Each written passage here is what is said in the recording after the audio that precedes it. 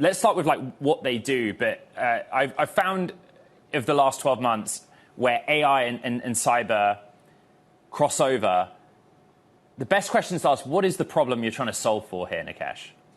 Great. Well, nice to see that. Look, first and foremost, as you've seen, there's a lot of conversation in the market of AI's capability in the space of cybersecurity. What we're doing is we're effectively sort of rebuilding the operating system of network security for the future. I mean, imagine having a car in the past, and imagine you wanted to create the next Tesla. We're basically creating the plumbing in our network products, which allows to build a Tesla-like experience for cybersecurity, where our products will start to do a lot of things for you using agents, using AI. And that's kind of what the fundamental of Series launch is.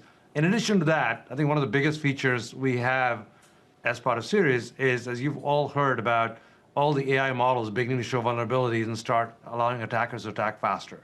Well, the average time it takes to patch vulnerability is 55 days, right? We don't have 55 days when AI finds the vulnerability. AI wants to attack or exploit the vulnerability as soon as it can. So this release allows us to take a lot of the patches, the vulnerabilities that we found, and build patches in minutes and hours so that we can provide patching capability to our customers in a short period of time to eliminate that 55-day wait that has traditionally been sort of the industry average. In what you published this morning, there's a lot of background and research onto what you were looking for. And in one case, in a review of open source software, your team talked about sort of 14,000 vulnerabilities. Yes. What you were just talking about is essentially zero-day vulnerabilities, right? The window between discovery and exploiting a vulnerability is now zero. That is a surmountable challenge. You want to get it shorter, yes. Yes. Yes, please. No, I think, look, you're right. The possibility that AI shows you, whether it's the new models you've seen from OpenAI or from Anthropic, you see that AI agents are able to discover vulnerabilities, come up with attack paths, figure out how to concatenate a bunch of vulnerabilities and attack a customer's infrastructure. Now, we need to figure out how to respond to that at the same speed at which AI is discovering these vulnerabilities. We don't have time to patch. So what we've done is we basically built the capability in our software, and we have a research team researching for vulnerabilities that we build patches as fast as we can. We've kind of gotten the patch process down to 4 hours. We expect to bring it even shorter with products like that allow you to create sort of instant patches. But that shortening from 55 days to 4 hours is a big step, which is what part of the release that we just launched allows us to do. The biggest story of recent weeks is two advanced OpenAI models escaping a sandboxed environment, gaining internet access, and mistakenly accessing Hugging Face's platforms. And lots of people in your field...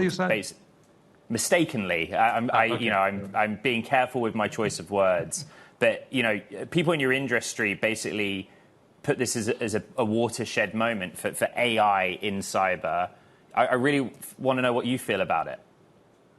Like, as you can see, a lot of frontier model companies are flexing. They're showing the immense capabilities of what AI models can do. And this is true that we had an incident where an AI model using agentic capabilities was able to escape its sandbox and be able to go ahead and attack sort of infrastructure of effectively Hugging Face to go look for exploit gem sort of capability. So I think what it tells us is, one, AI models are going to be more and more capable over time from a cybersecurity perspective. I think, two, it's a lesson for our friends at Frontier LLMs to make sure that before they create capture the flag exercises to go find something in their external infrastructure, they should probably make sure that their sandboxes are secure and they are not suffering from any vulnerabilities before they start pointing the models outside. I think from a more industry perspective, as you saw, what we have to do is we have to start fighting this notion of AI with AI on the defense side. So a lot of work has happened on the offense side, and offense is always easier. I think we have to spend a lot more effort on making sure that there's defense capabilities. And I've said that in the past. I said 4 months ago that I expect this capability to be around in 6 months. It looks like it showed up in 4 months. So we have now seen attackers can actually effectively take these models and the capabilities that Frontier LLMs provide, which I think is going to become commonplace over the next 3 months, where we'll be able to find open source models out there which will have similar capabilities as you see those models getting distilled. So I think that it's sort of incumbent upon us to make sure we build the defensive capabilities while we have the time to be ready for these sort of attacks to get faster, more efficient, and more quicker. Nikesh, what is the token economics consideration where AI is increasingly used in the form of swarms of agents in defense?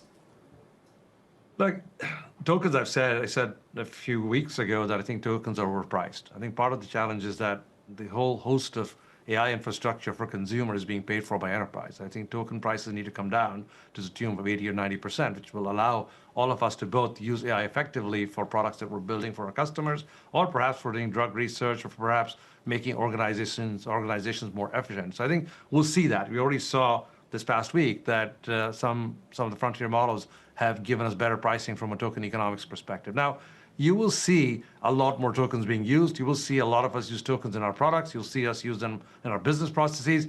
I was talking to somebody yesterday. I think it's not unreasonable to expect that 10 to 15% of our OpEx in the next 10 years is going to move towards AI or IT or tokens. So that's a big number. 15% of OpEx will effectively move. And I think that's where we're headed from a token economics, token math perspective. Nikesh, finally, before we let you go, there are reports that you are leading a group or a consortium to purchase an NBA franchise in London. What can you tell me about your plans for that, please? I think it's very important balance work and play. And not getting any younger, need to make sure that while we're working hard to make sure we do what we do in our day life, we have to make sure we find time to be able to follow our passions. My son's passionate about basketball. I'm passionate about basketball. We have a cricket team in London, me and a bunch of my friends.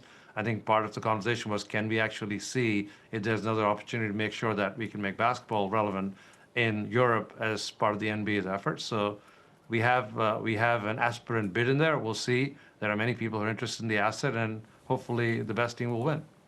Nikesh, just asking for, I guess, the Bloomberg Tech audience, how much does an NBA franchise in London set one back?